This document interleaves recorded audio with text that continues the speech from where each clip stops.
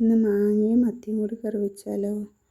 അതിനായിട്ട് ചെറിയുള്ളി ചതച്ച് വെച്ചിട്ടുണ്ട്, ഇഞ്ചി വെളുത്തുള്ളി ചതച്ച് വെച്ചിട്ടുണ്ട്, തക്കാളിയും പച്ചമുളക് അരിഞ്ഞ് വെച്ചിട്ടുണ്ട്, മാങ്ങയും അരിഞ്ഞ് വെച്ചിട്ടുണ്ട്. പിന്നെ ഒരു ചട്ടി അടുപ്പ് വെച്ചിട്ട് എണ്ണ ഒഴിക്കുക. എണ്ണ ചൂടാകുമ്പോൾ കടുക് ഇടുക. 2 മണി ഉലുവ ഇടാൻ പാടുള്ളൂ, കൂടുതലിട്ടാൽ കറി കഴിക്കാൻ തുടങ്ങും. അപ്പോൾ പാകത്തിന് ഇടാൻ പാടുള്ളൂ. ഒരു 1/4 സ്പൂൺ, അത്രയും വേണ്ട, നല്ല ഒരു മണത്തിന് വേണ്ടിയിട്ടാണ്. പിന്നെ ചെറിയുള്ളി ഇട്ട് നന്നായി വഴറ്റുക. വഴണ്ടതിന് ശേഷം വെളുത്തുള്ളി ഇട്ടു, അത് നന്നായി വഴറ്റുക. മാങ്ങ സീസൺ ആയതുകൊണ്ടാണ് മാങ്ങ ഇട്ടിട്ട് വയ്ക്കാൻ വിചാരിച്ചത്. ചിലർ ഈ മാങ്ങ കൂടെ മുരിങ്ങക്കായും ഇടും, ചിലർ മാങ്ങ ഇടുമ്പോൾ തക്കാളി ഇടില്ല കറിയിൽ. തക്കാളി ഇട്ടാൽ ഈ മീൻ കറി ടേസ്റ്റ് ഉണ്ടാവുള്ളൂ. തക്കാളിയും പച്ചമുളകൊക്കെ ഇട്ട് നന്നായിട്ട് വഴറ്റുണ്ട്. വഴണ്ട് വന്നതിന് ശേഷം മാങ്ങ ഇടുക. മാങ്ങ ഇട്ടിട്ട് നന്നായിട്ടൊന്ന് വഴറ്റുക.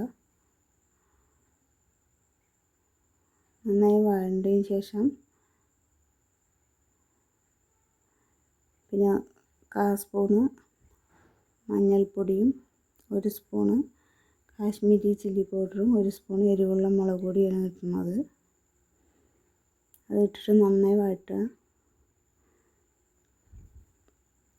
നന്നായി വഴണ്ട് പച്ചമണമൊക്കെ മാറിയ ശേഷം കുറച്ച് ഉപ്പിട്ടു.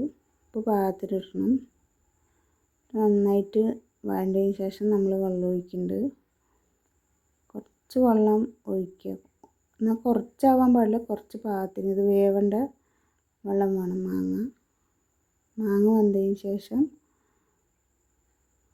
ഉപ്പും എരിവൊക്കെ പാകമാണോ നോക്കിയിട്ട് മാങ്ങ വെന്തോ നോക്കുക. ഇത് ചാറിഞ്ഞ് കുറച്ചുകൂടെ വറ്റാനുണ്ട്. കുറച്ചുകൂടെ വറ്റട്ടെ പറഞ്ഞിട്ട് വീണ്ടും വെച്ചു, അടച്ച് വെച്ചിട്ടുണ്ട്.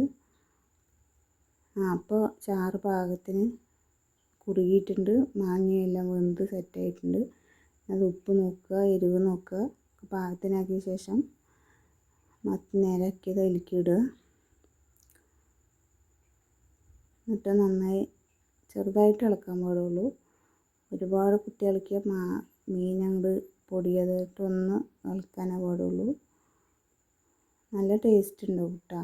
വാളംപുളി ഇട്ട് വെച്ചാൽ അത് വേറെ ടേസ്റ്റ്, മാങ്ങ ഇട്ട് വെച്ച കറി വേറെ ടേസ്റ്റാണ്. എന്നാലും നന്നായിരിക്കും. അടച്ച് വെച്ച് കറി ആവാറായിട്ടുണ്ട്. ഏകദേശം കറി ആയ പോലെ ഉണ്ട്. ഉപ്പൊക്കെ നോക്കി മുളകൊക്കെ നോക്കിയിട്ട് വാങ്ങി വയ്ക്കാം. ഇത്രയേ ഉള്ളൂ ഇന്നത്തെ വീഡിയോ.